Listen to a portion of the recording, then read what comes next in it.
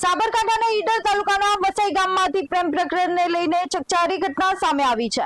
એક જ સમાજના યુવક અને યુવતી ઘરેથી જતા બંને પરિવારો વચ્ચે વિવાદ સર્જાયો હતો। આ દરમિયાન યુવકના ઘરે તોડફોડ અને મારામારીની ઘટના બની હતી। ત્યારબાદ યુવકની માતાએ પોતાના ગળે ફાંસો ખાઈ જીવન ટૂંકાવ્યું હોવાનું સામે આવ્યું છે। આ મામલે પોલીસે રાયોટિંગ અને દુષ્પ્રેરણાની અલગ અલગ ફરિયાદો નોંધી કાર્યવાહી શરૂ કરી છે। શું છે સમગ્ર ઘટના, જોઈએ આ અહેવાલમાં। આજે ફરિયાદી છે એના મોટા ભાઈ એ આરોપી પક્ષે જે મુરેઠીના છે એમની દીકરીને લઈ ભાગી ગયેલ હોય પ્રેમ સંબંધના કારણે।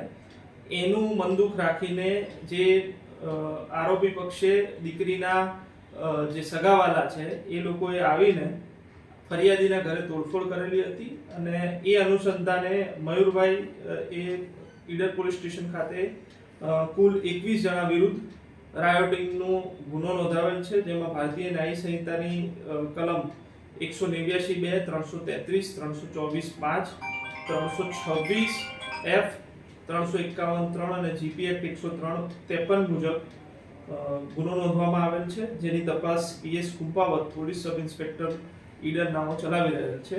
આ જ બનાવને અનુસંધાને જે ફરિયાદી મયુરભાઈ છે એમના મધર ને જે આરોપી છે યુવરાજ પ્રવીણભાઈ પરમાર, જે દીકરી છે એના સગા થાય છે, એમણે યેનકેન પ્રકારે જે મરણ જનાર છે એને આ બાબતે વારંવાર ફોન કરી દબાણ કરેલ હતું, જેના કારણે જે મયુરભાઈ છે એમના મધરે રાત્રિના સમયે 9 તારીખે પોતાના ઘરે સુસાઇડ કમિટ કરેલો હતો અને એ અનુસંધાને